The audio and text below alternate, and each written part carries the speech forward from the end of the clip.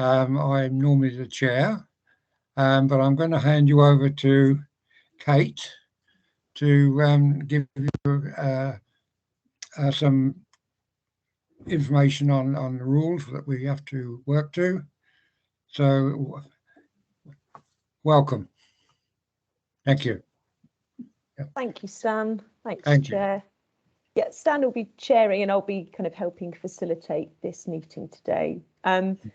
Just as a kind of brief introduction, I'm Kate. I'm the Resident Engagement and Performance Manager here at the Council.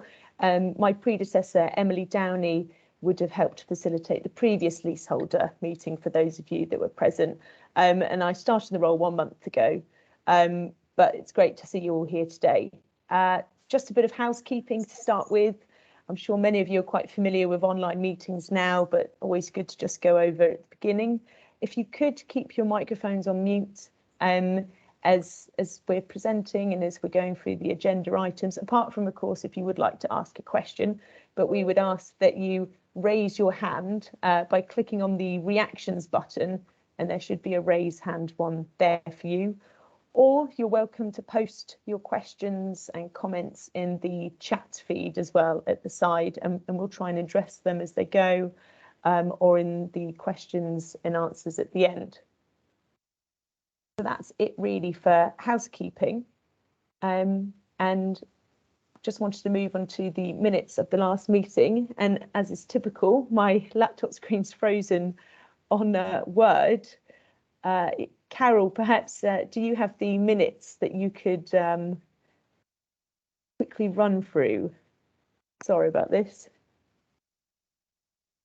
No, that's fine. I'm just going through to see if there was any action. So we had somebody from Estates and Facilities, Will Barfield. He's actually on the agenda today. So I think he picked up all of his comments and leaseholders were emailed after the meeting. So unless anyone's got any issues about plan maintenance, they can raise them in the next item. We had an update on the building cleaning, which is on the agenda today. So if anyone's got any questions regarding that, it'd be useful to save them till then. I don't believe there was any queries on the planned maintenance contract, which is still out to tender. There was an item on subletting. I don't think there was any queries from that. The zero tolerance, well, Will is here today if there's any queries on that. Resident involvement, we've got the update today, and I believe all the other items, leaseholders were emailed after the event. So unless anyone's got anything else, I believe they were all dealt with after the meeting. Wonderful, thanks for that, Carol. And as we mentioned, kind of with today, we'll follow up on any questions that are outstanding as well. We're planning to finish by 1:45 today, and we're even slightly ahead of schedule. And Will Barfield from Estates and Facilities has just joined us. So I'll hand over to Will for an update with our planned works. Hello, good afternoon, everyone. So I just joined in the nick of time. I thought I was on at 12:40, but just hearing Kate say you're ahead of schedule, so that's lucky. I just joined when I did. I've got my item on the agenda, I believe, is to give an update on planned maintenance and future planned maintenance. So I've got a brief presentation that I'm going to share on the screen. That's okay.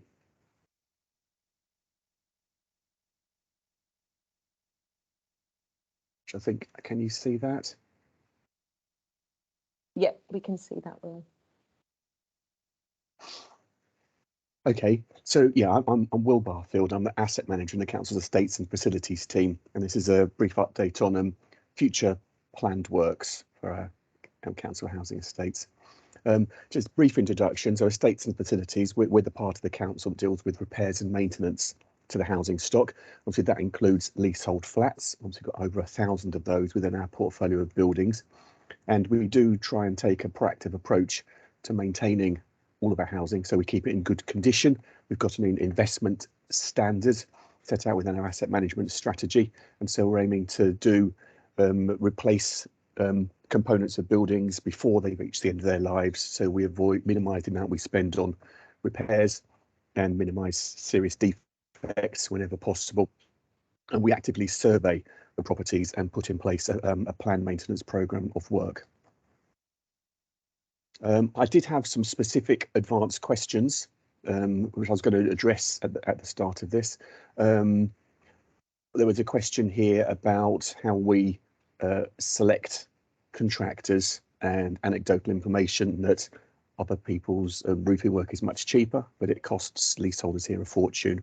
I'm not sure that's the case. Obviously, it's always possible maybe to get someone who would do a job for cheaper, but we do make sure that we tender work, and our main contractors, we ask them to make sure they get at least 3 quotes for any specialist work, or for instance, roofing works, we make sure they get 3 quotes for work, and we do benchmark prices that we get, and we do employ independent cost consultants to check prices, as we've done recently, because there's been massive inflation in a lot of building works recently.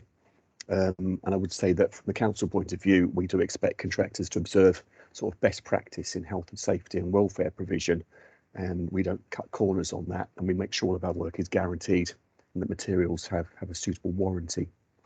There's another particular question about proposed structural works in Bermuda Road, Bermuda Terrace, and some more information would be helpful. The response to that is that we are planning that work, and we've got it on our planned maintenance programme for later on this year, and we've started the process to appoint a structural engineer who will do some detailed design works, and then we'll be planning to put in place a programme of work and do a leaseholder consultation, hopefully by the end of this financial year. There are a couple more specific questions. Someone had asked if there'd be if there are any specific works planned for Ancaster Way, and yes, there are. We've got a citywide programme of communal lights, so that will affect Ancaster Way. Estate investment programmes for improved bicycle storage, and I believe that's likely to affect Ancaster Way as well. And there's also some timber cladding in communal area there, and we're looking at that from a fire safety point of view. We're looking at some solutions. And then the final specific question was about energy efficiency relating to Kingsway Flats, and had we got any plans in place to insulate floors within flats? And the answer to that is that we do not currently have any plans to fit floor insulation, although we do recognise that if we're to improve insulation with beyond that which we're doing at the moment, we will need to start considering floor insulation. There's some information here about this flat being an F rated, but may have gone up to an E rated. We think this particular flat is currently D rated following some work that we've done. I think we've got a target to get all of our own properties up to C rated by 2030. So they were just 4 specific questions I had. In terms of future plan works, well, we've got about £25 million investment programme in 22-23, and that's delivered by 2 main contractors, TSG Building Services and Foster Property Maintenance, plus that's supplemented with a whole range of other contractors that we procure to deliver one-off projects. And of course, we're obliged to consult with leaseholders where we're doing planned works, which affect them if we want to recover more than the minimum sort of £250.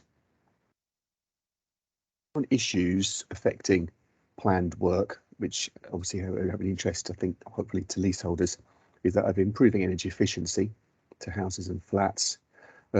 Work arising from fire risk assessments. We have a programme of carrying out fire risk assessments, and then we want to put in place any urgent work that arises from that. We've got a number of programs to carry out structural repairs to blocks of flats, and a number of our blocks of flats are getting older and have been there sort of 50 or 60 years, and we're finding that there are wall and balcony repairs that we need to start doing. And we've also got lots of communal parts in our blocks of flats, doors, floor coverings, stair banisters and things, and access control. We've also got some estate investment schemes, as well as the actual blocks of flats themselves. The council's investing in the areas around our blocks of flats and houses, and in particular this year we're replacing all of our street lamp columns and starting to look at replacing all of our communal lighting with more energy efficient options. And then another current issue which I think will affect leaseholders is that we're reprocuring a range of our contracts for things like lifts and emergency lighting and fire systems, where we've got those installed in blocks of flats.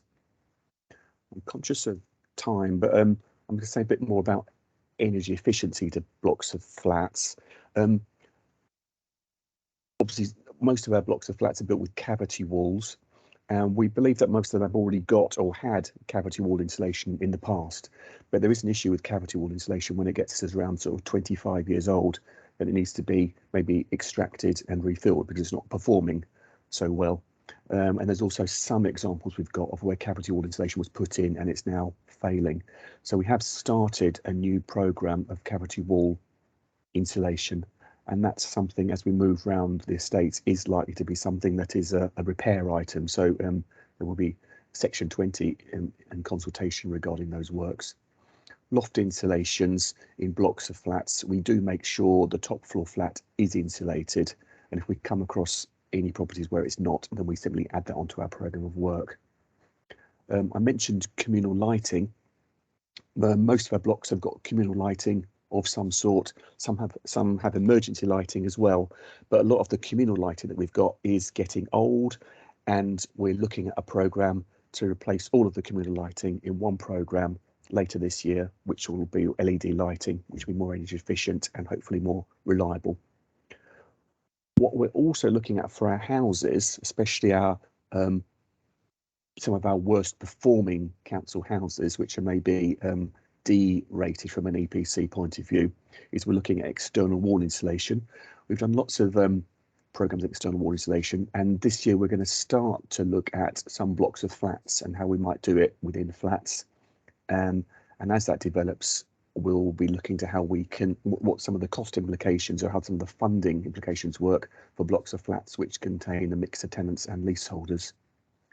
And then also we're looking at how we can move towards non-gas heating systems, including air source heat pumps.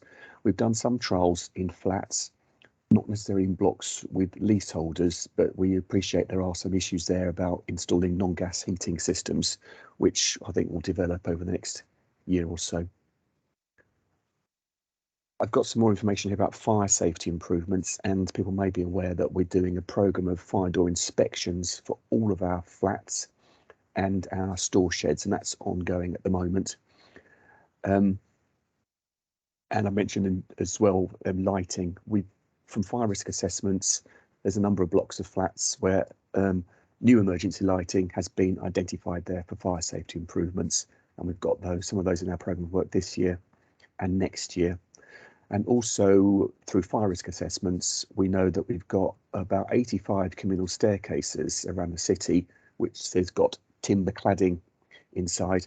And although we can protect that timber cladding with we can fireproof it with a fireproof coating, that's quite expensive. And obviously we've got to redo that on a regular basis. So we're looking at alternatives, which could include removing that cladding and replacing it with something else which wouldn't need to be maintained. So could be a cost saving in the long run. And then we've got some programs to install a fire alarm system and do some fire safety works at Kingsway Flats. Some of that work was delayed from last year, but it is scheduled to be taking place this year. To scoot over structural works and concrete repairs. Kate, I just got another sort of few minutes left, or? Yeah, you do, Will. Yeah, got a couple of minutes. Yeah, you got 4 minutes left. Oh, 4 minutes left. Okay. I'm going to go on to I mentioned lighting already. Sorry, beg your pardon. 14 minutes. Oh, 14 minutes. Yeah. Well, look, if it's not that boring, then I'm going to go back to the previous slide. I've got 40 minutes. I will talk about structural works and concrete repairs, because this does affect some of our blocks of older flats built in the sort of the 60s and 70s and sometimes late 50s even. And we've got a programme of work which we're carrying out this year in the South Arbury area. These are blocks of flats in Cockrell Road, Perthway, Rutland Close, Brackley Close. It's brickwork repairs and some works to lintels and works to balconies. So it's quite a programme there, and we're doing some associated works at the same time, looking at the communal areas and painting and communal doors.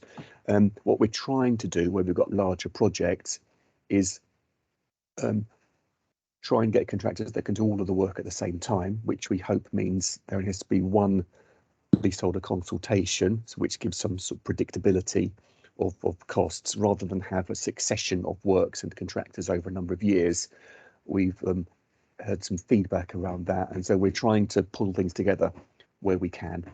And we're certainly taking that approach at the South Albury Maisonettes later on this year. We've also got some work to do at Nicholson Way, Hanson and Walker Court in the King's Hedges area, where we've done previous works in the other flats in that area, and that's balcony strengthening work and brickwork repairs. And then we've got more works planned in the Bermuda Terrace blocks. There's 5 blocks there, 6 blocks there. And as I mentioned, there was a question about that earlier, and that's the work which we're looking to develop this year and into next year. We've got, as I mentioned, we've got council investment in our estates, and particularly in lighting is the main parts of the programme this year, and that's street lamp columns and communal lighting. I'm going to move on to the next slide, which is just to draw your attention to the fact that there's other works which we are carrying out in communal areas as well, part of an ongoing programme. Blocks of flats have usually got a landlord electrical installation which supplies things like door entry systems and lighting and fire systems, etc. And they were probably installed when the flats were built. So we're developing a programme to repair and upgrade landlord electrical installations so they meet modern standards. We've also got around 100 blocks of flats which have got door entry systems, and a lot of them were put in the 1980s and 1990s probably, so they're getting older and need to be repaired and replaced. And we've also, most of our flats of multi-stories have got communal staircases, and sometimes they have low handrails, lower than they might be now, and also they might have gaps between the sort of balusters, which it would be possible for maybe a child or someone to fall through. So we've been repairing these over the last few years, and the remainder of them are going to be in our programme over the next 2 or 3 years. And finally, communal area floor coverings.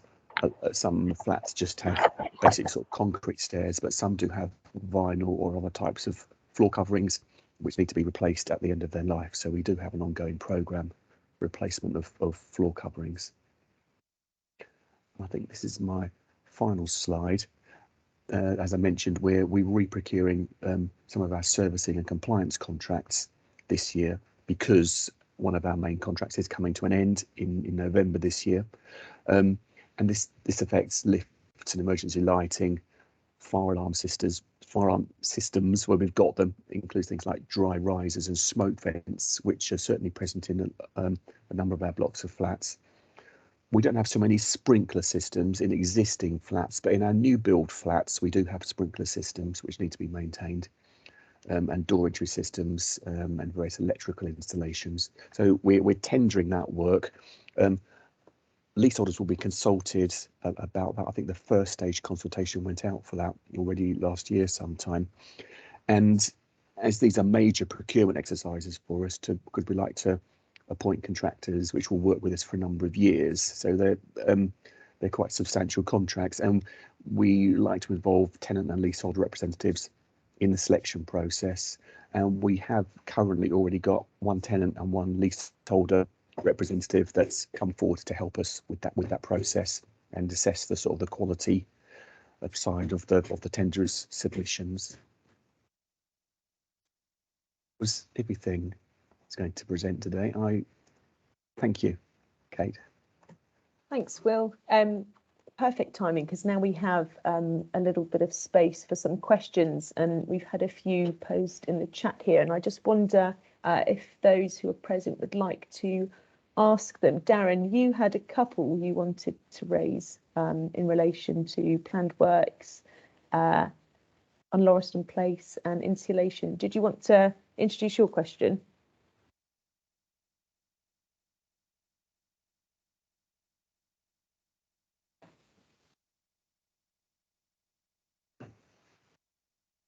Darren, if you're still there.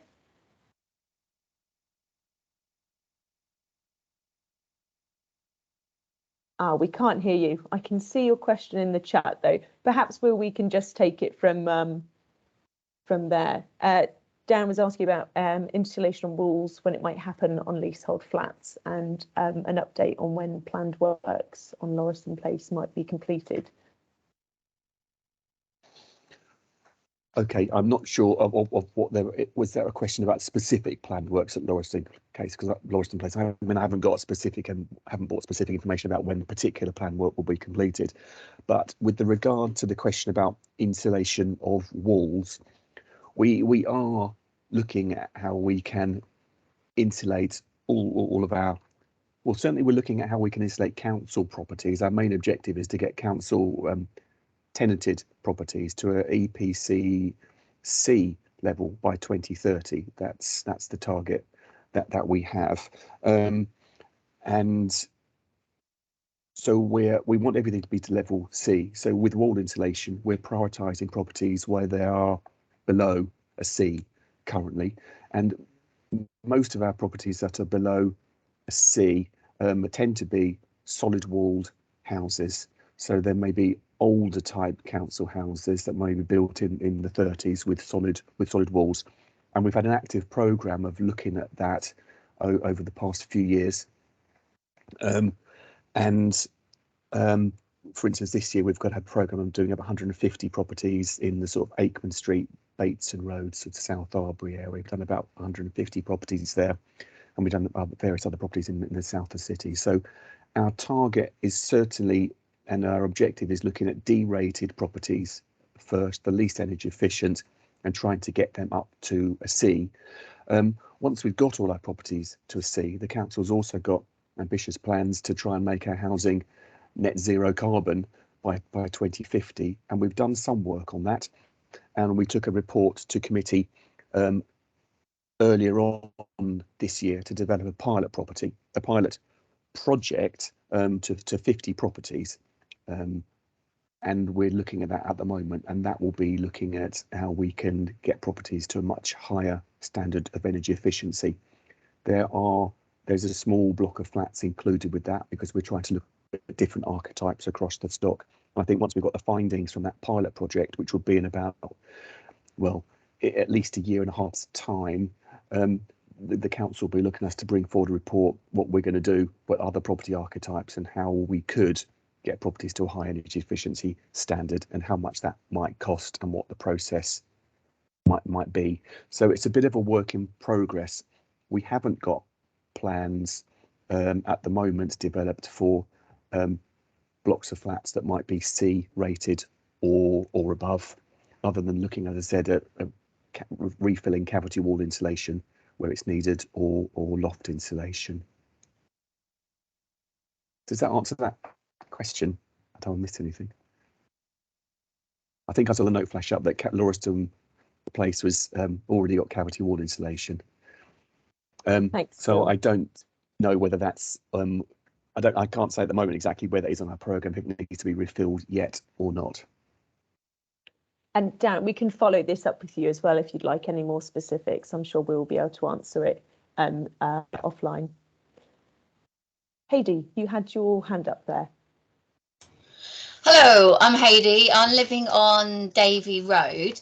I'm just wondering, for a long time now, we've had support structures, girders up, I guess, supporting the balcony areas. Nothing seems to have happened with this. And on top of that, the sheds at Davy Road, what is happening with them? I've had a really pathetic job done on the shared shed. It looks like somebody's done a half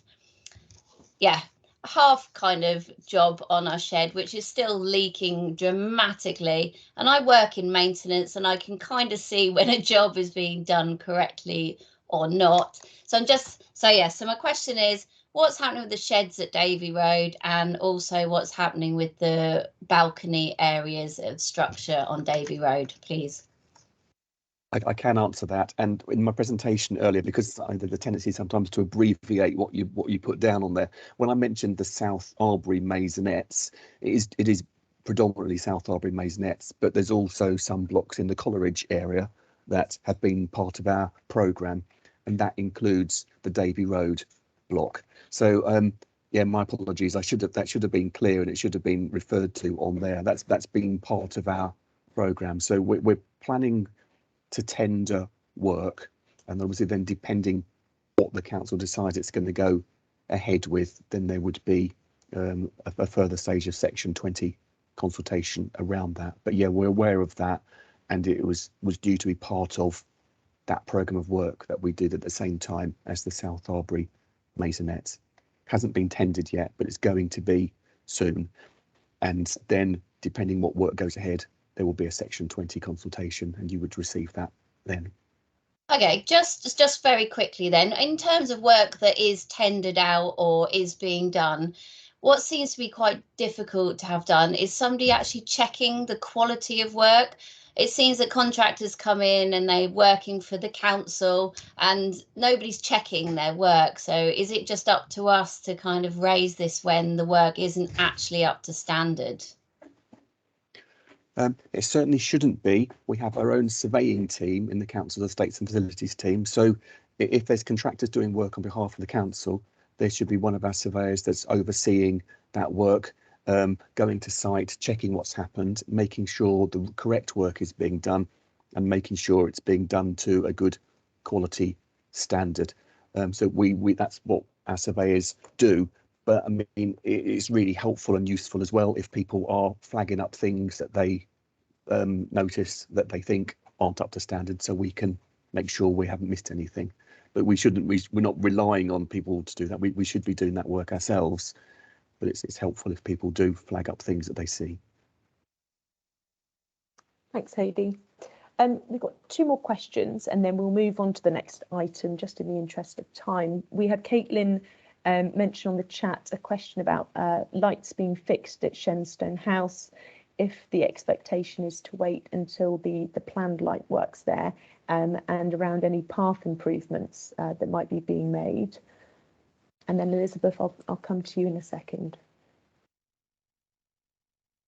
It has been a difficult situation with lighting repairs, because sometimes, depending on the nature of them, they take a long time, and it's sometimes we've got a lot of old street lamp columns. I don't know if it's a street lamp column at Shenstone, but some of the parts have been obsolete. We have been, where they've been urgent, we have been adding them onto our existing street lighting contract, but we've certainly been trying to keep them and add them onto the street light replacement programme, which is through a large contractor called Boygues, which are running that. But that we did have a lot of delays, a lot of procurement delays. It was affected by COVID and the lockdowns, the surveying work, and then the particular contractor had a lot of supply chain issues. And of course, everyone was looking at energy efficiency works at the same time. So it caused a knock-on delay on our street lighting programme, unfortunately. So unfortunately, and I apologise that we recognise that some lights have been out for quite some time while we've been waiting for this street lighting programme to be put in place. But I can assure you that contracts have been signed and we're waiting for a start date, which I think is imminent. And they've told us that the work will be completed by sort of end of August time across all the street lights. So that's what we're working towards. That's our current information. Thanks, Will. And Elizabeth. Hi, I know Kingsway is going to be spoken about in part 4, but on the thing of things needing doing, is anything going to be done about the waterfalls that we have at Kingsway? When it rains heavily, we have massive waterfalls coming off the roof into stairwells. People's cupboards are getting flooded. We have water inch thick that you actually have to paddle through to get downstairs at all. So I just wondered, even though I know Kingsway is being discussed in other ways, are we going to see any resolution from that? Because it's an absolute disaster at the moment when it pours down. Okay, I'm sure that we're aware of that already, because you sound like you've obviously, it's been going on for some time. I'm not sure. I've spoken to someone about it.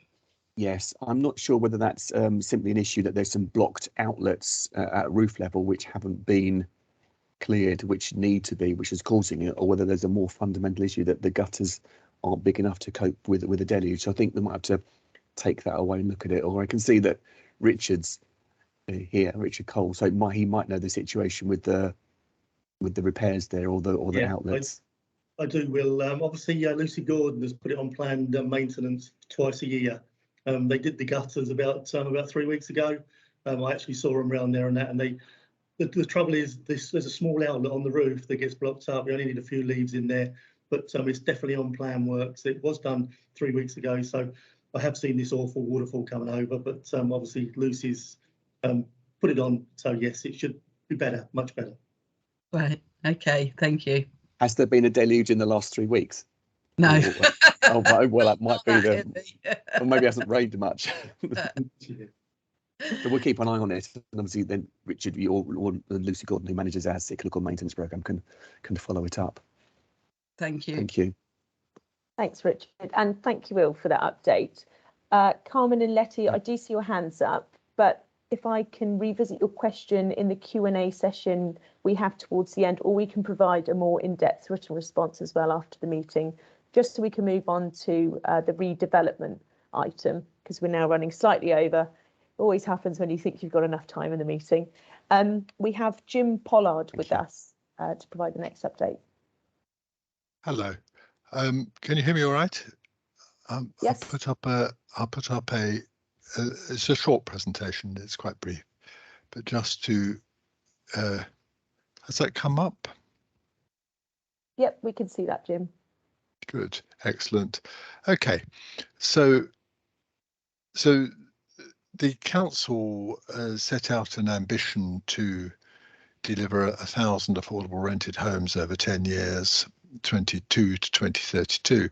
This is building on the 500 programme that was really ran from about 2017 to 21, which was very successful. In fact, far more than 500 homes were actually delivered, because this was 500 new affordable rented homes, and there were other 10 years delivered, and there were some replacement homes delivered, or they are being. Some of these schemes are still on site. So what the priority for the council is to meet housing needs and provide affordable rented homes, but obviously they're also wanting to provide mixed tenures on at least some of the schemes, especially the larger schemes, to meet a range of needs and to create sustainable communities, varied communities, and to support viability, because obviously the rented housing it takes more subsidy, basically. Sustainability, climate change is also an important objective for the council. It wants to step up to net zero delivery over a 10-year period. So we're mostly looking at the moment at a fabric first approach to this, to make sure that because that's much harder to amend and change later on in the process. And as Will was saying about some of the older stock that they're having to retrofit to, some of the new technologies that you might add in terms of equipment can be added more easily than actually changing the fabric of the building. So that's a really high priority. We've got some passive house pilot projects. Whether we will continue to get them all certified as passive house, we're not so sure, because that might not be worth it, but that's the standard that we're going to work to. And the other issue, of course, is in the process, we are also aware that older stock gets left behind. Some of the poorly designed estates are an issue. We have in some places, unfortunately, issues with antisocial behaviour, and estate design can contribute to that. So these are the fundamental objectives. In terms of where we're getting the five, broadly speaking, to meet our housing goals, we're buying in sites. That's the yellow, called third party. we're using sites the council owns for other purposes, and sites HRA is the housing revenue account. So these are the homes that are already owned by the council and let or held leasehold by the leaseholders living, well, some living there, some renting them out. That's just an image of one of the schemes that was a housing regeneration scheme in the first programme. That's down at Anstey Way, and that's completed. So people were moved out, or they moved out to make that possible. I guess it's important to think about why estates are considered for this. So we look at the quality of the existing stock. These are the criteria. I'll come to a moment to some of the process actions we take.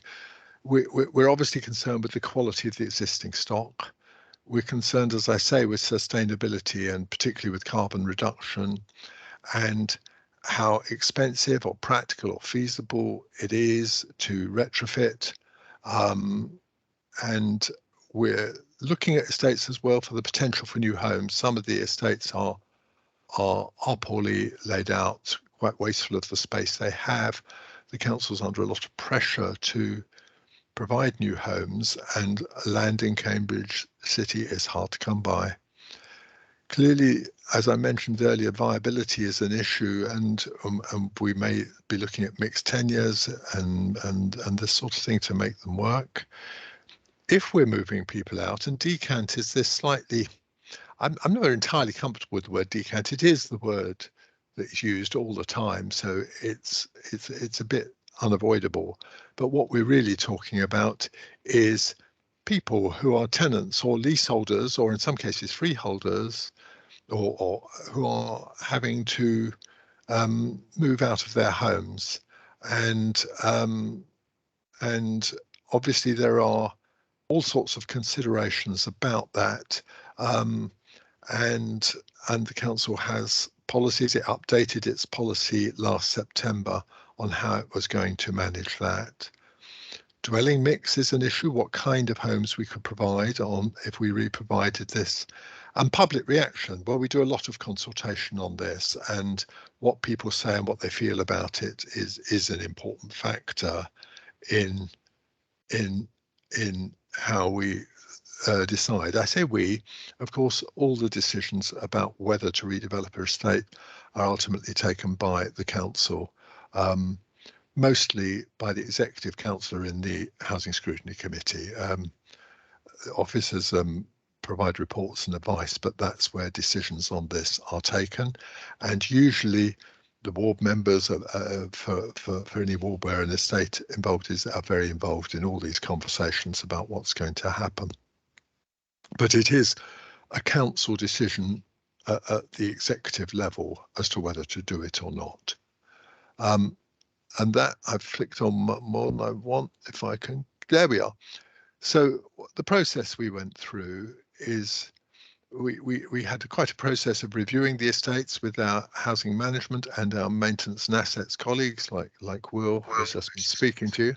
So Jim, yeah, it's like I can't see your presentation. I don't know if anyone else can't see.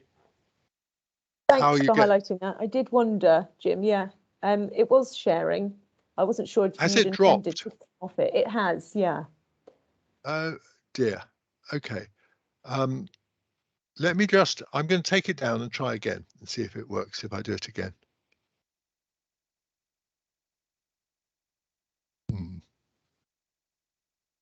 Let's try it again.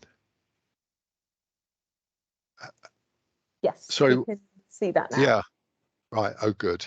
Okay, good. I probably won't go back over things. I'm not sure that how much that would help at this stage with time pressures on the meeting. So we had this review of the estates with our housing management and maintenance assets colleagues. We get reports from surveyors. We do what are called capacity studies. If we did build something new, what might it be? What might it provide in terms of new housing? we, as I mentioned, have to consider tenure and rents and things like that. How would we approach all of that? We have to be mindful of funding. A really important point is that the fundamental funding stream is aimed at new affordable housing. In other words, not replacement housing.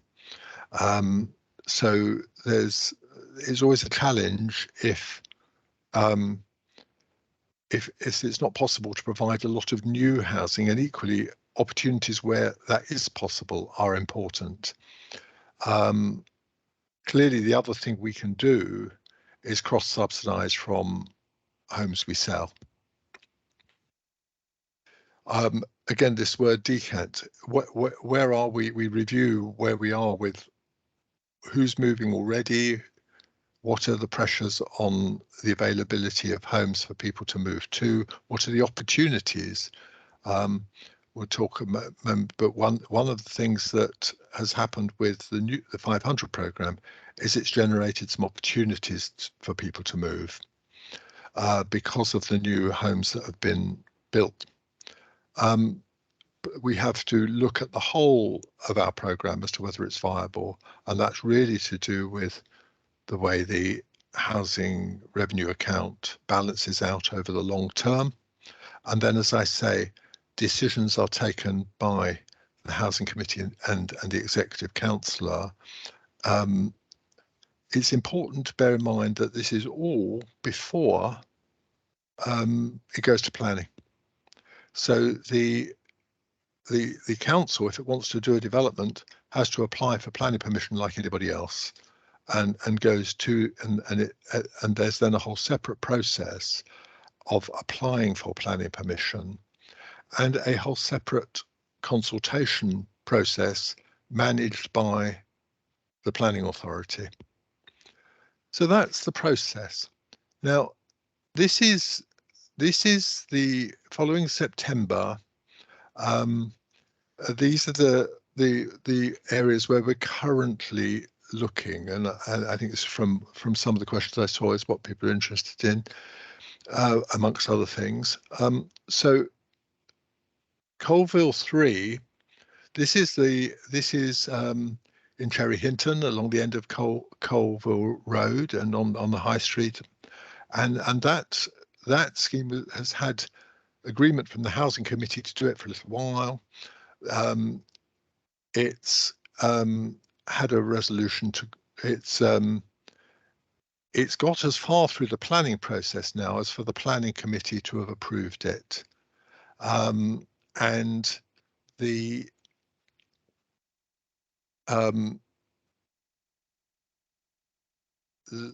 decant process is very close to being complete at Colville Street. I think there's one household left in that of the people who had to move out. Aylesborough Close has also been approved. It was approved last September by the Housing Committee, and the planning application has been submitted on that. The moving of people out at Aylesborough Close is not as advanced as at Colville, but it is in progress. Fanshawe Road is, so all the remaining ones are at a significantly earlier stage. Fanshawe Road is probably closest to coming forward. This is the estate, the flats along Fanshawe Road, and two of the houses there, just two. The report on this, it will go to the next Housing Scrutiny Committee. Consultation is actually taking place this week with residents at Fanshawe Road. So that's, in a sense, a one that's coming relatively soon. Is not approved by Housing Committee.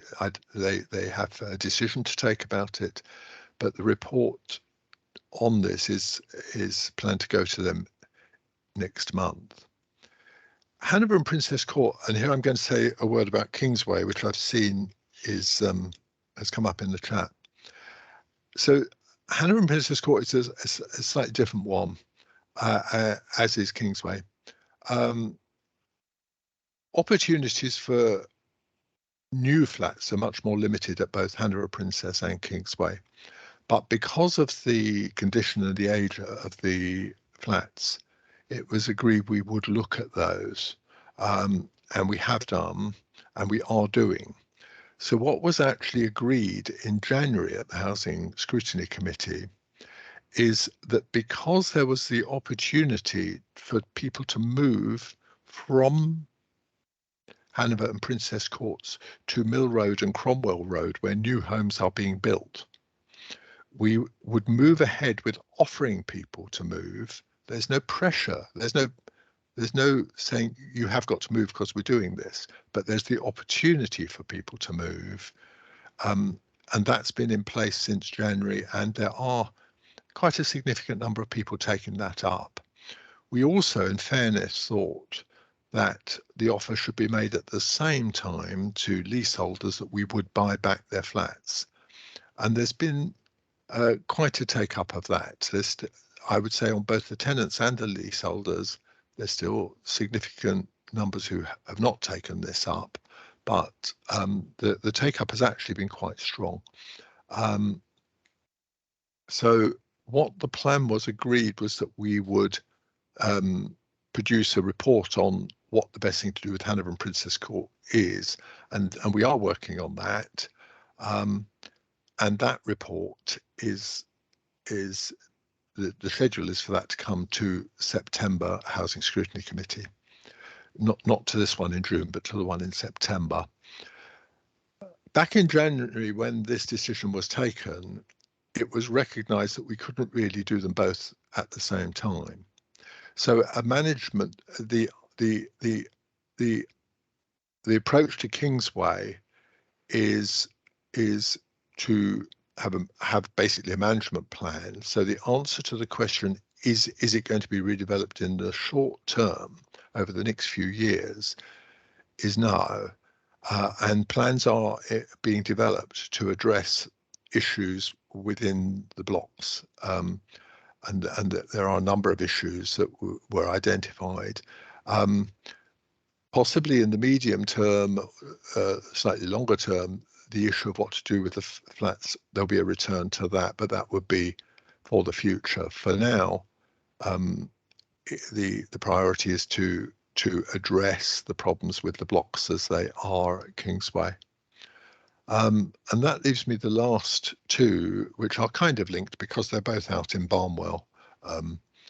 And we've been working for some time with the local community in Barnwell. We did a project on a framework for change for Barnwell, and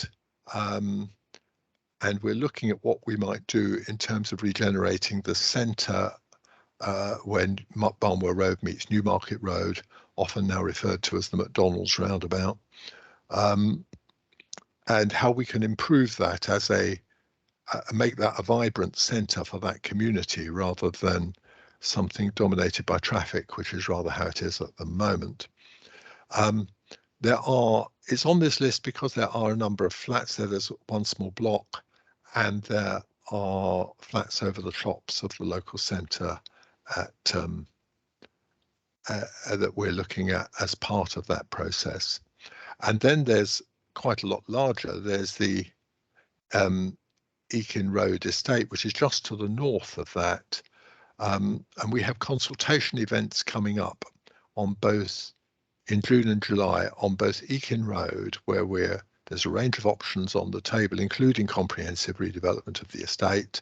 There are quite a lot of challenges about piecemeal redevelopment of it for various reasons. And that they're in June and July, those consultation events. The pace at which we come back to Housing Committee with reports on and decisions or proposals for decisions on any of this will be influenced by what comes back from that consultation that we're carrying out over the next 2 months. So hopefully that gives you a picture of what it is that we are currently looking at. I should say that I've focused in this presentation on the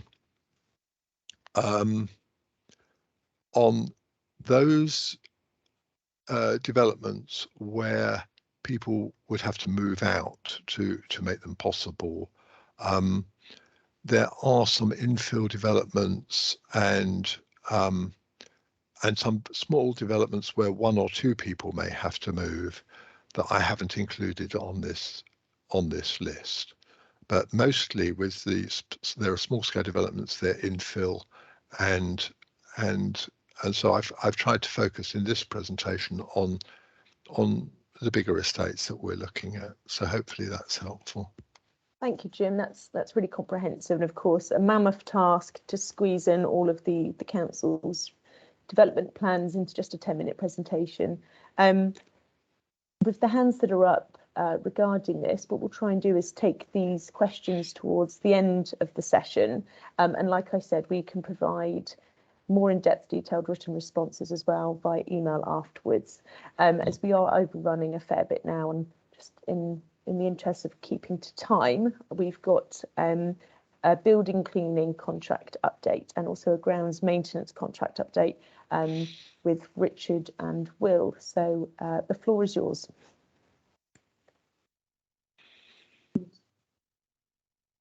Hi, good afternoon. Yeah, good afternoon, everyone. Yeah, I'm Will from our Estate Services team with my colleague Richard. I think you've met Jamie Lambert, our engagement officer, at a previous meeting. Yeah, so we've got 2 main updates for you today. Our new building cleaning provider, which is Goshen, and I would also like to let you know about some changes to grounds maintenance provision in the city. And we've got Rob Marta, who's our biodiversity officer, to say a few words with us. The 2 main changes with grounds maintenance that you may be aware of is we're trying to reduce the amount of weed spray that's used. So there's actually 2 wards of the city that have completely had this suspended. That's in King's Hedges and Newnham. And other areas will only be spraying on hard standings now. So all the shrub beds around trees will be left to grow long. Are you with us, Rob? Yes, Will. Hello, everybody. I'm Rob Martin, Hi, biodiversity officer. Hello there. Did you? Yes, I'll let you mention some of the specific changes we're making to grounds maintenance. Yes. So my name is Rob Marta. I'm the biodiversity project lead. I'm working directly with our biodiversity officer, Guy Belcher, and basically in 2019, a complete audit of Cambridge's wildlife was carried out, and the picture was pretty bleak. Cambridge's wildlife was in decline. We're very lucky in Cambridge that we have some fantastic green spaces and local nature reserves. But one of the issues that has been identified from the biodiversity audit is many of these sites are in isolation. So our fantastic commons and our fantastic local nature reserves are isolated islands within a city, which has been highlighted earlier within this meeting, which is becoming more and more where space is a premium. So, but in terms of biodiversity, what this means is biodiversity is getting squeezed out into these isolated core sites. What part of the work I'm trying to do, working with Guy, is we're trying to create nature networks through Cambridge. For example, somewhere like Barnwell Road becoming a superb 300-400 metre pollinator corridor for our important insects. And looking further, we've got to be quite innovative and quite progressive with how we're going to create a nature network through Cambridge, and particularly using areas that are very built up with very little green space to try and connect those core sites and create our nature corridors. So I've been working with Will on some pilot projects and some of these schemes to really try and help our nature move from one site to another are things like creating roof gardens, small little pollinator patches within grounds, little bug houses for our for our solitary bees and our wasps that are in massive decline, bat boxes in trees. So it's really trying to utilise as many areas, I guess, and look at our housing sites in a really, look at them and really identify that these are potentially quite valuable sites in terms of creating our nature network.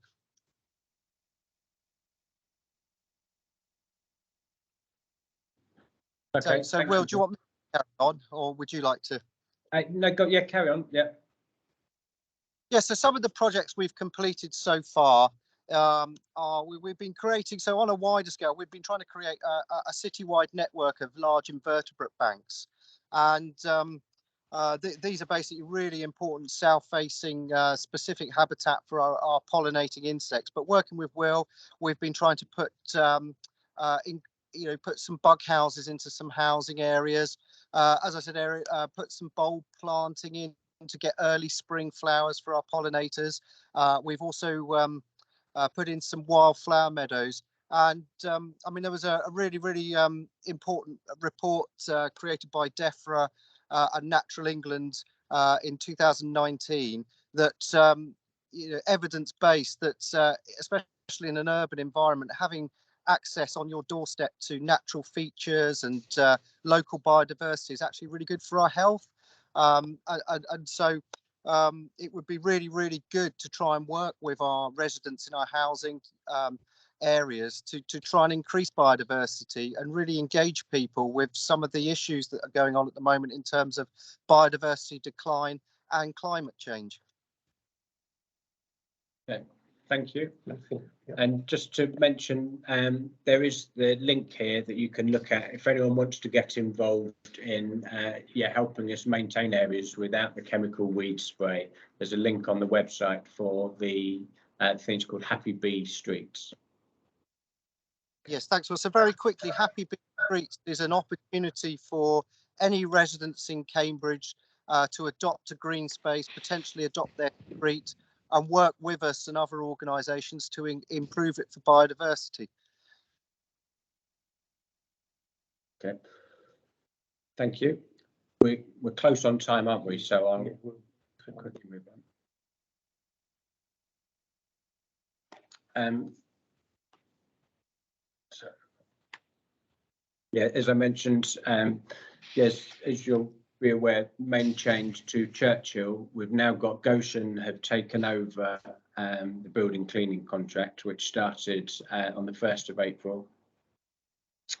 So thought you might be interested to see in terms of us maintaining the city from a green perspective. This is one of Streets and Open Spaces new litter picking vehicles here, an electric bike.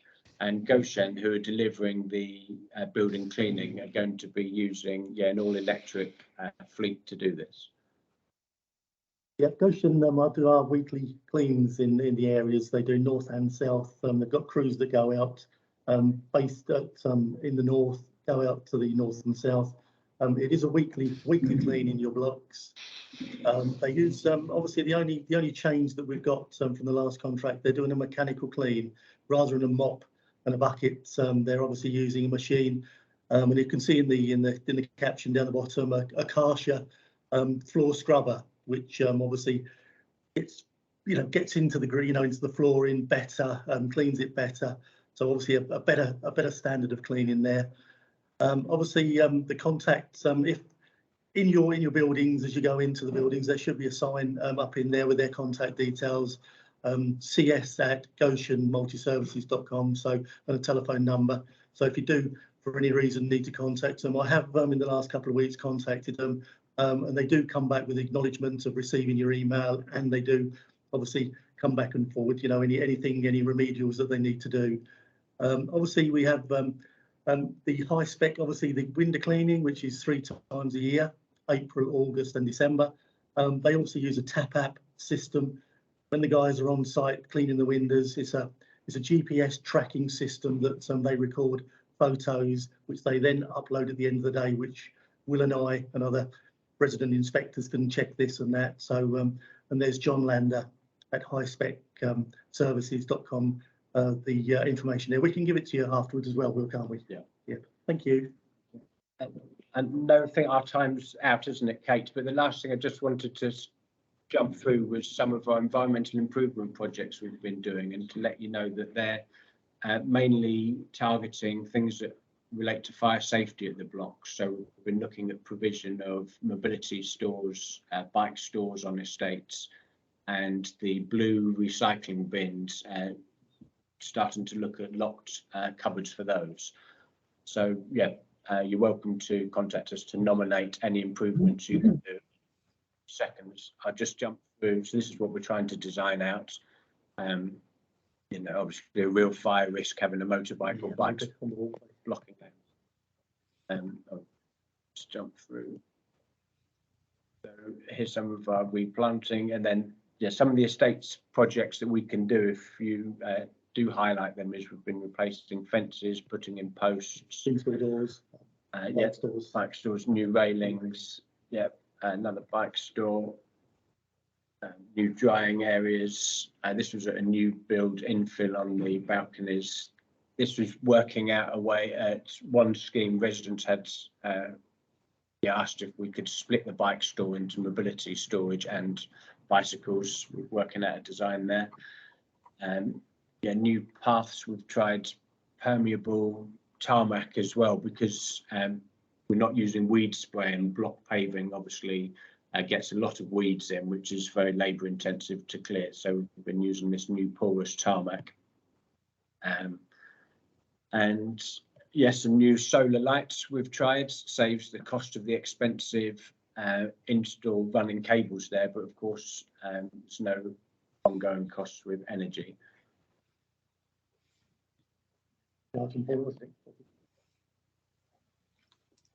Okay, should we? Yeah. Yep, we'll leave it there, Kate. Yeah. Thanks, Richard. Thanks, Will. And what we can do is share those slides, highlighting all these improvements and the rest of your presentation with everyone afterwards, so you can all kind of flick through at your own leisure. Next, we have an update from your elected leaseholder representative on the Housing Scrutiny Committee, Diane Best. Hello everyone, I'm Diane. As Kate has said, I'm your elected representative on the Housing Scrutiny Committee and can vote on the issues affecting the council's landlord function, but can comment on the strategic issues. Very quickly, we've had 2 meetings since the Leaseholders Forum in November, in January and March, back at the Guildhall in the council chamber, with members and us being present in person so we can vote, and officers presenting their reports via Teams with one of these hybrid situations. From the point of view of things of interest to leaseholders, January is always the budget setting meeting, and it's at that meeting that leaseholders' admin charges are set for the sort of things that individual leaseholders need to pay for, like copies of the lease and so on. And of course, the main issue at that meeting, and will be at subsequent meetings, is the situation regarding possible proposals for Hanover and Princess Courts and Kingsway. And as Jim referred to at the June meeting, the Executive Councillor will be considering a decision for Fanshawe Road. At the March meeting, there weren't any items directly affecting leaseholders, but I do want to assure leaseholders, particularly if you are in any of these regeneration proposed sites, that myself and a tenant representative from the Housing Scrutiny Committee, Diana Minns, sit on a specially convened working group to ensure that consultation is very thorough with leaseholders, and we do get an opportunity to comment on the letters that are sent to you, the display boards at the events and so on. So I hope that's given you some reassurance, and I don't think I need any more of my allocated 10 minutes. But you can always contact me through the HSC residents' email address. Wonderful. Thank you, Diane, for that.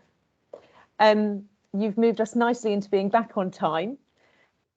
And I've just got an update for you all on the STAR survey, which is the survey of tenants and residents. And really, it's all about gauging your satisfaction. And I'll keep mine short and sweet because I know that we've got additional questions that people would like to ask. So I'd like to give more time to that, really. But we carried out our last satisfaction survey across all of our housing stock, so tenants and leaseholders, back in 2020, and you might remember filling it in. And it did identify that we needed to improve overall levels of leaseholder satisfaction. Some particular areas that were highlighted was the appearance and look of estates, grounds maintenance, and also communal cleaning.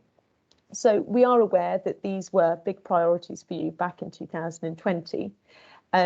But of course, that was in the context of the pandemic. And so it will be different now to look at things 2 years later to see how priorities might have changed and the different impacts that might have kind of manifested since. So this survey will be taking place in the autumn and it will be a very similar format to last time. And hopefully it will give us a more accurate and up-to-date picture of what's important to you and how things might have changed for you all. But just to give a little bit of an update on how we reacted to the priorities that were set out previously through things like the estate improvement scheme. Will and Richard briefly shared some photos of some recent improvements there. We've tried to use your feedback to inform us about the areas that need to benefit from some investment. And since we've carried out a number of improvements, such as security measures, trying to counter instances of antisocial behaviour, and this has included things like locked bin doors, also increasing the capacity for sheds and storage, for bikes and mobility scooters, and improvements to things like estate fencing and the appearances of boundaries of estates. So going forwards, we want to make sure that we also change the way that we communicate with leaseholders.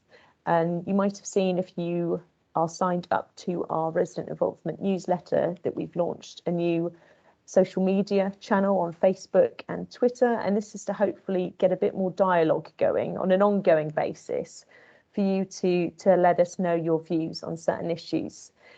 We also found out in the last survey that you weren't always happy with the way in which we handled complaints and the speed in which complaints were dealt with. So following changes to the Housing Ombudsman Complaint Handling Code, we are revamping our complaints policy and process to try and highlight your rights more and remove jargon and language that is just difficult to understand. And the focus this year really will be on proving our learning from complaints and trying to resolve issues before they get to that stage as well. So that was just a brief update from me about the upcoming survey, and you'll see some more communication about it in the coming months, but it should be coming through your doors autumn of this year. So I'd like to move us on to the leaseholders' questions and answers, because I'm sure there'll be plenty to cover. I know previously we had Carmen and Letty with their hands up, and then we've had a few more since. So I'll take them in order as they're shown. And if you'd like to unmute yourself and introduce your question, and hopefully the relevant officer present can pick this one up. If not, we'll definitely be sending you a response with more detail if we can't give you kind of everything that you're after today. So Carmen, did you want to ask your question? Yes, thank you. Let me unmute myself and get the camera on. Yes, my name is Carmen Martin, and I'm a leaseholder in Lichfield Road. And my question is, what are the plans for the flats in Lichfield Road for the fossil fuels phase out in 2032? Or what are the plans for these flats? Thank you, Carmen. I'm not sure if Will Barfield is still with us at the moment. Ah, he is. Hello, Will. Yes, I'm still here. The plans for fossil fuel phase out at Lichfield Road flats, we haven't got plans. The council hasn't got plans around that as yet. We haven't got definite plans to phase out fossil fuels. The council has got plans to phase out fossil fuels in its corporate operational buildings. There's a commitment to phase out fossil fuels there by 2030. But for our own, obviously, we're only responsible for our own council housing properties. And other than we've got a commitment to make sure they're all energy performance certificate C by 2030. And we've got some pilot projects to see what we can do to exceed that and get how we would get properties to net zero. We've got a pilot project starting this year for 50 properties. So we'll know more about that, as I said, in about a year and a half time when that work's finished with some accurate cost. And we'll be looking at seeing how we can move that across the rest of our housing stock for the council's consideration. But we haven't yet. I mean, the council isn't responsible for those elements of heating in leaseholders' flats currently. So there's various questions about how that might be delivered through multi-tenure blocks. I think that will be developed over time. Okay. May I ask another question? Carmen, if I could just ask that we go through Okay. the other hands that are up first. Thank That's you. fine. Just to you. make sure everyone has the opportunity. Letty?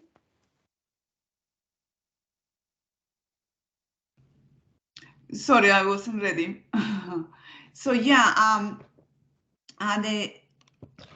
the intervention I was going to do it like how estimates and budgets will work in the future. As the last experience in HCOM, they built plinth. It was very disappointing. The job wasn't done properly. And after many letters asking to review the quote, the reply was that the price was okay. Then the contractor fixed the issue, but it was still no high quality. Also received a letter a couple of months later saying that the price was reviewed and they were proceeding with a refund. So my question is basically, how are we going to improve these things, estimates, quotations, and quality of work? Although Will said that surveyors normally go and check the work, but in this instance, for instance, the plinth was very uneven. So yeah, that is my question. Kate. Thanks, Letty. Will, you might be able to give a bit of insight to this. Thank you. Well, we do try our best to make sure the estimated cost of works is realistic and as close as possible to the final actual cost of the work. To put that in context, when we do the Section 20 notice, we have to give an estimate to leaseholders of how much what we think the work is going to cost. Obviously, that's before sometimes we've actually started to do the work. So there might be additional work which crops up on site, especially if it's work which we might not have done before, or depending on what actually happens when we start opening up the site and doing the work. So it is possible that the final cost is different to the estimated cost. And I suppose one way we try and deal with that is if we've done lots of work the same. So when I talked about staircase work earlier, or maybe emergency lighting works, or maybe the balcony works that we're going to be doing in Nicholson Way and Walker Court, because we've done 3 or 4 blocks already, we've probably got a good idea of what the work will cost in the next block. So our estimates might be more, will hopefully be more accurate. So that's how we try and deal with that. They can't always be, but we try our best. I answered the question about inspecting quality. We do try and do that on site. We can't always get absolutely everywhere all the time to monitor the work as it takes place, but we do try and meet contractors on site to hand over work, or certainly if there's issues, we will certainly follow up on them, which is obviously what happened in your case at Edgecombe by the sound of things. Sure. Is that a satisfactory answer? Well, yeah, but in this particular case, yeah, you mentioned estimates, but the estimate was previous to when the council charged me. So they charged me, but after charge that amount, which I wasn't happy, it was a couple of months after that they say, oh, no, they review. I understand when you find estimates with different providers, so you choose the best one. But in this particular case, you chose it. And then after me paying, couple of months after, the money was refunded.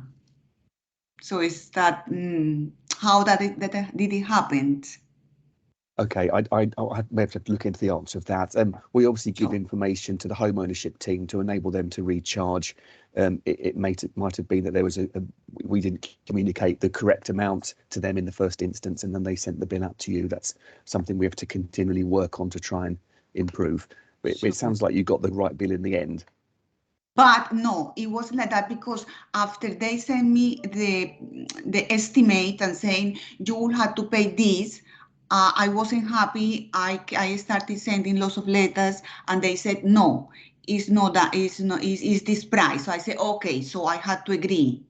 So it was after that, after paying. So it was, you know what I mean? Yes. I'm Yeah, sorry. I mean, I yeah. haven't got any more details. It'd be difficult for me to say much more about Sure. it unless we need to follow it up Yeah. afterwards. Mate. Okay. And thanks, Letty. We No can worries. follow Thank this one up after, Thank you. because yes, of course, all our officers being put on the spot with these questions. They might not have Sure. all of the information in front of them No. at the moment, but we certainly will Please. follow up Thank with you after. Okay, thank you. Thank We you. had Jing Huang with a hand up as well from earlier. Did you want to ask your question? Hi, thank you, Katie. Sorry, Kate. Thank you for the officers. And my name is Jing Huang, and I'm the leaseholder in the flat in Crawford Close. I'm also an architect working for one of the councils in London. So the question is for Will. Basically, I heard the Cambridge Council have plans to replace some of the heating system in the council housing, and you have looking at some options of air source heat pumps. And basically, what I want to give you information is, let me see. Currently, there's this new system called Grapevine Far Infrared Heating System, which has been promoted in 5 London councils at the moment. So the installation fee is half price compared to air source heat pump, and 58% more efficient to run than air source heat pump. So I'm just wondering if you and your team are interested in look at this kind of information, and because if you can get some savings by install a more efficient system, then you can possibly use the saving for installation people's homes. Thank you. That's a really good point. And yes, if you've got any other practical information from installs in other councils, we're very interested in that infrared heating option. It's it's a renewable energy system. It's not a traditional fire infrared system you have heard in the past. So and also doesn't need a planning application. It doesn't need a boiler room. Doesn't need a hot water heating, underfloor heating, that kind of parts. No radiator needed. You don't have to decant the tenants to install the system. Only need a decorator. Well, So if you've got any more information or practical stuff, that'd be great to have that. We haven't installed loads of air source heat pumps in flats. We've just done a few trials at the moment, so we certainly haven't embarked on a widespread process of that at the moment. Yeah, I certainly recommend that you look at that. Okay, thank you. Who I can email to, may I ask? Jing, Can I you email could email resident involvement or leasehold services. I can send the email address in the chat, but that's a really interesting suggestion, and it'd be great to carry that forwards. Thank you. Thank you. Thank you. We had a hand up from Heidi as well. Sorry, me again. I just would like to ask about the never-ending fly tipping is there a way to maybe when you provide skips on site, this obviously does work and they get filled very quickly. Is there a way of maybe increasing this? At the minute, I mean, we're in mixed tenant households on Davy Road, and it's starting to get quite extreme, I have to say. Yep, I can take that one, Heidi. Yeah, we're working with shared waste services that are based at Waterbeach. It was only a couple of weeks ago we had a high-level meeting to discuss fly tipping. It's a major issue, not just for Cambridge, it's right across the country. How we best can run community days and other schemes that we could run and that. So it's top priority at the moment. We've got a lot of David Green in.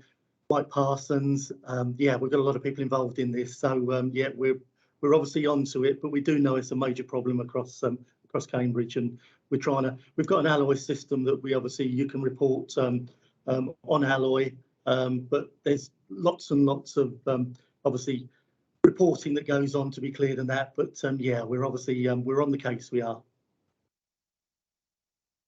Thanks, Richard. Maybe if you could just send me a link for that alloy. I don't know where that is actually, but yeah, that would be great. Yeah. Thanks. Cheers. Yeah, no problem. Okay, and Elizabeth, your hand is up. Hi, I just want to say, just to Richard especially, that's actually one thing around Kingsway that does actually seem to be working now, the fly tipping. It seems to be a lot less fly tipping, or at least stuff that's been left. So thank you for managing to clear all that, because there was a lot at one stage.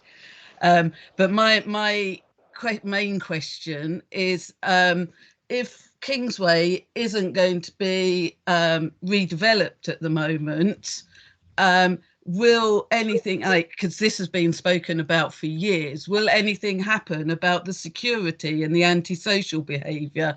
Because me personally, my stairwell, virtually every day I either leave or come back to my flat, I've got kids smoking.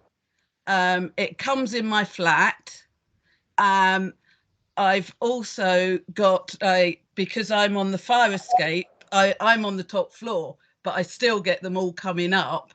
But they go down and they use my stairwell as a toilet as well. And so if we're not having any redevelopment, is there any security and antisocial behaviour? Because personally, I hate having to come in, and it really does smell like a toilet. And they're smoking, so I have to walk through people constantly smoking. So I think something needs to be done to Kingsway. Thanks, Elizabeth.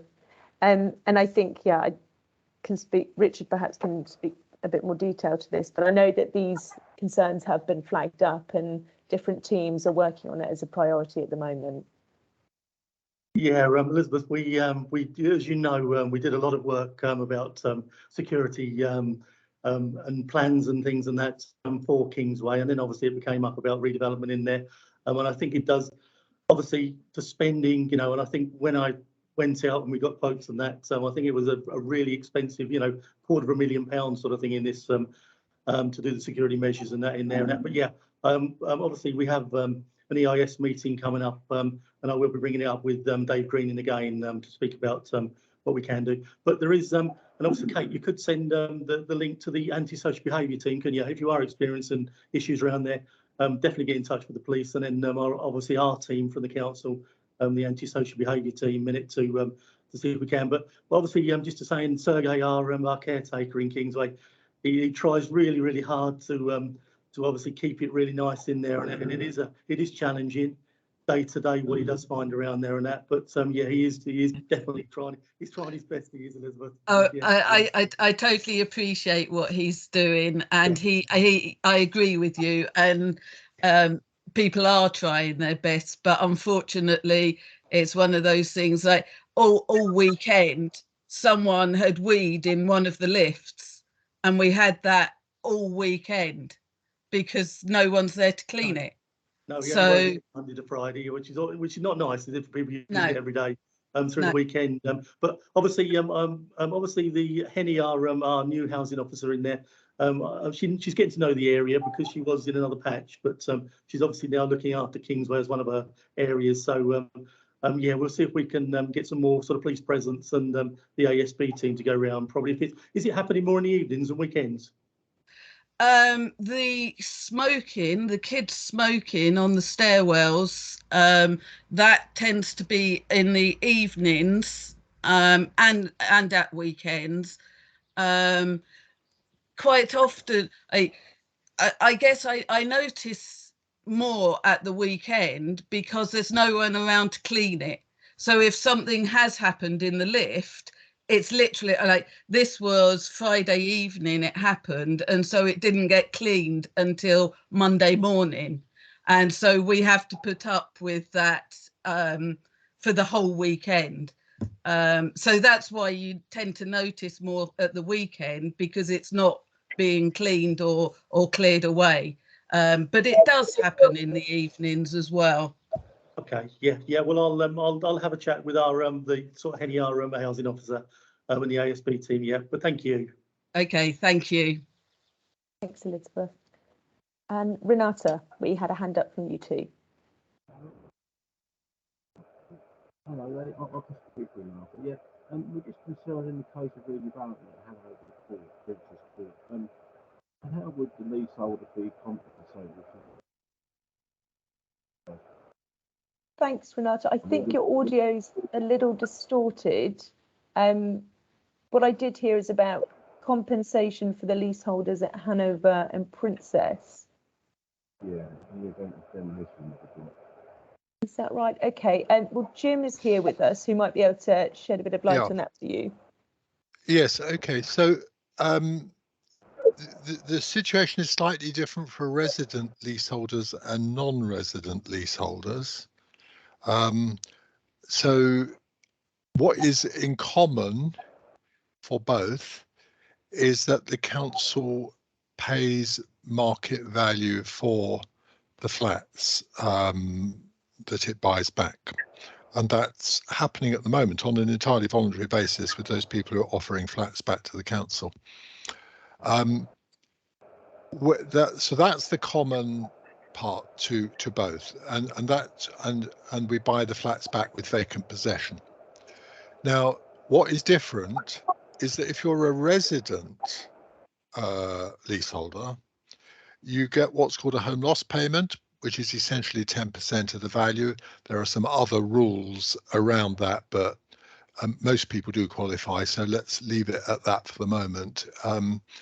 And you also, as a resident, get a disturbance payment. That's to say, payments for things that cover costs of moving. So the home loss payment is not intended to cover like the cost of everything from the removal van to whatever else you have to do when you move. It's not intended for that. It's intended just as a compensation for losing your home. On the non-resident leaseholder side, you get a basic loss payment. So obviously you don't get a disturbance payment, you're not moving out. And the basic loss payment is essentially a loss for losing what is essentially a business, because from the point of view of a non-resident leaseholder, they're losing a business, they're letting the flat out. That's set at a slightly lower rate, it's set at a 7.5%. But both of these are on top of market value for the flat itself.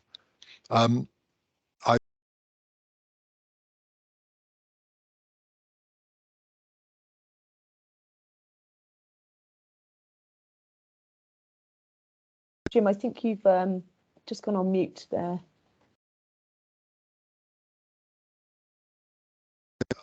Sorry, my apologies. I had no idea how that happened. Anyway, so I did put in the chat earlier that for people who are interested in what's happening there, you can email Andrew Johnson. So that's andrew.johnson@cambridge.gov.uk. And he is very closely involved with all the residents now at Hanover and Princess, and he will be able to go in much more detail into situations that people may be finding themselves in, and questions that they may need to ask. Thank you, Jim.